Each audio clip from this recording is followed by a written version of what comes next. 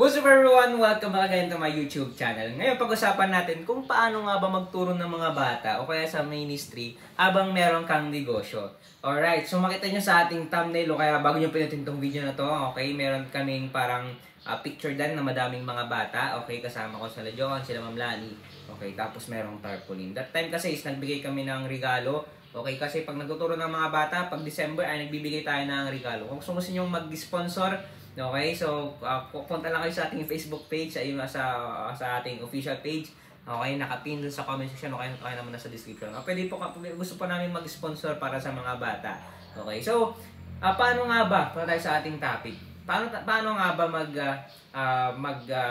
magturo ng mga bata okay na sa ministry habang may business? Okay, so bago natin simulan bago ko sagutin yung tanong na yan, okay?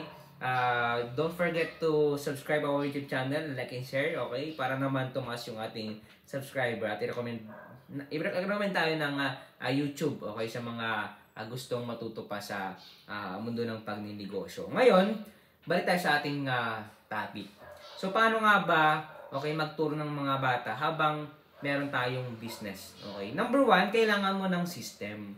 Okay? Kasi habang iniwan mo yung business mo yan, tapos may system ka na, okay, pwede mo lang iwan. Okay, meron ka ng secretary, okay, meron kang systems. Madami kasi yung systems dapat ay nakikita mo yung report. Okay, kung hindi mo pa napapanood yung aking vlog, okay, kung paano nga ba mag-business, okay, kung kaya naman magkaroon ng systems, okay, punta ka lang sa ating mga video, tapos express mo yung mga video ko. Doon mo matutunan yung aking vlog kung ano yung mga systems na yan para maiwan mo yung negosyo mo. Para paano makapagturo ka, magkaroon ka ng ministry o kaya naman tuloy-tuloy yung paglilingkod mo sa Panginoon. Dahil hindi ang negosyo ang magpapatigil sa iyo sa ministry. Madaming paraan, okay, para makapaglingkod ka sa Panginoon kahit nasa negosyo ka.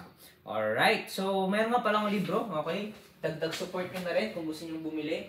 Okay, itong Negosyo Reality. Okay, ito po ay para sa mga negosyante magsisimula. Okay, dito nyo malalaman yung totoong mukha sa pagninegosyo bago ka magsimula ng sarili mong negosyo. Alright, so kung gusto nyo pong mag-order, okay, yan, so dagdag support na rin, okay naman, pandagdag sponsor, okay, sa ating pagbibigay ng regalo sa darating na December. So nasa comment section, okay, nakapin doon yung link ng official page ko, okay naman nasa description, okay?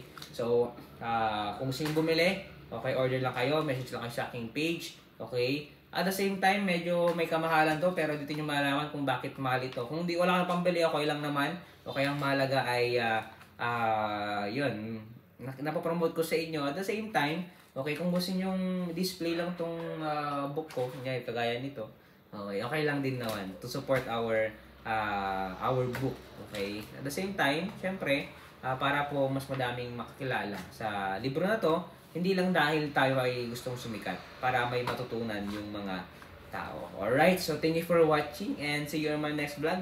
Okay, abangan nyo pa yung mga bago kong video dahil pa-excite yung mga video natin. Alright, so thank you for watching and God bless you all. Ingat-ingat po tayong lahat. Bye po.